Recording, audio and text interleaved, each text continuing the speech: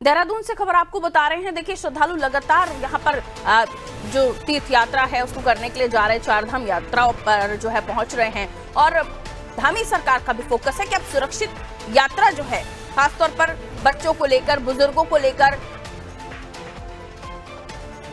उनकी खास तौर पर ये हिदायत है कि सरकार की कि जो बच्चे हैं, बुजुर्ग हैं, वो यात्रा से थोड़ी दूरी बनाए रखे तो बेहतर होगा, क्योंकि फिलहाल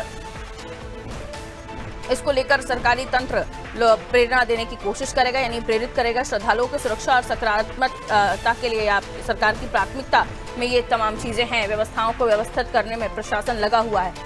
तो सुरक्षित यात्रा पर सरकार का फोकस है। बुजुर्गों, बच्चों को यात्रा से दूर रखने के लिए पहल की जा रही है, या फिर आपसे गुजारिश की जा रही है।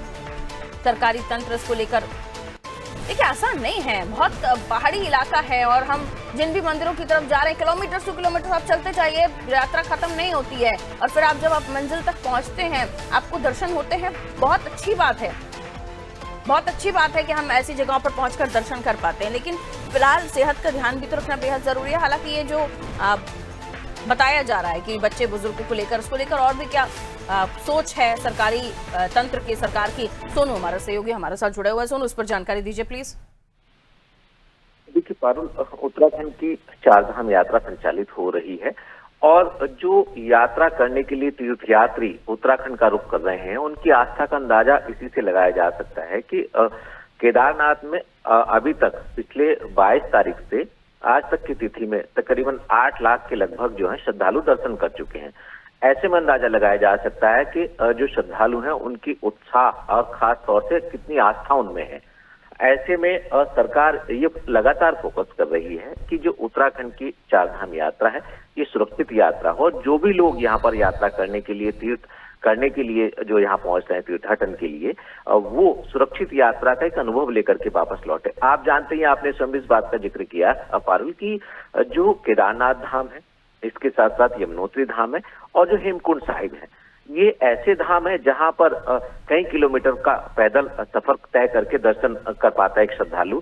हालांकि केदारनाथ धाम में अभी जो हवाई सेवाएं हैं वो उपलब्ध हैं, लेकिन यमुनोत्री धाम में हवाई सेवाओं को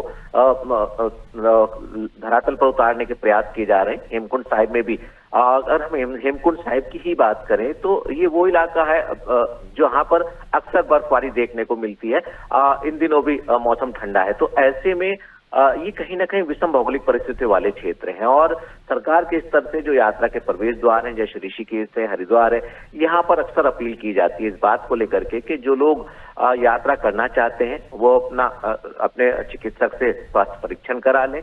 जिन दवाइयों का वो सेवन कर रहे हैं उन दवाइयों को साथ जरूर लाएं, और चिकित्सक के परामर्श के बाद ही वो यात्रा के कार्यक्रम को आगे बढ़ाएं। और खास तौर से मौसम का जरूर यात्रा के प्रवेश द्वार पर अपडेट ले लें, क्योंकि चाहे वो केदारनाथ धाम हो, बद्रीनाथ धाम हो, यमुनोत्री धाम हो, या फिर गंगोत्री धाम के साथ हेमकुंड साहिब हो, यहाँ पर अक्सर मौसम का मिजाज बदलता रहता है। तो ये कोशिश की जा रही है कि जो बुजुर्ग हैं, जो बच्चे हैं पारुल, वो कम से कम सरकार के नियमों का अनुपालन करें और उसके तहत ही अपने यात्रा के शेड्यूल को तैयार करें। बिल्कुल, मैं लौटूंगी आपके पास। सुनो, अगली खबर पर जानकारी लेंगे। तो ये जरूरी है कि जब भी आप कहीं पर भी जाएं, यात्रा, ये तो एक बहुत ही ऐसी जगह है जहां पर वैसा अनुकूलित व्यवस्थाएं आपको नहीं मिलती हैं। सरकारी तंत्र अपनी व्यवस्था कर रहा है, लेकिन प्राकृतिक तौर पर पहाड़ी एरिया है, बर्फबारी कभी हो रही है, कभी ठंड है। हालांकि फिलहाल ये सीजन उतरा नहीं है। हालांकि ये भी है कि आप जिन जगहों पर जा रहे हैं वहां पर किस तरह का टेम्परेचर है, उस बात का आपको ध्यान रखकर ही जाना चाहिए। फिर आप उत्तराखंड जा रहे हो या कहीं और, ये थोड़ी समझदारी होती है। जब भी आप ट्रैवल कर रहे हो तो इस बात का थोड़ा सा ध्यान रखें कि वहाँ के टेम्परेचर का पता कर लीजिए, बारिश हो रही है कि बर्फबारी हो रही है कि कितनी ठंड पड़ रही है, उस हिसाब से आप अपने तैयारियां करके चले। बच्चे हैं, बुजुर्ग हैं, उनके हिसाब से पूरी तैयारियां करके जाएं। मेडिसिन से लेकर क्या क्या उनकी ज़रूरतें हैं, तो कोशिश करें कि ऐसी जगहों पर अगर बहुत ज़्यादा ना लगे तो फिर थोड़ा सा बचें। सही समय आए या सही टेम्परेचर या सही मौसम का आपको जब मौसम विभाग जानकारी दे तब आप निकलें।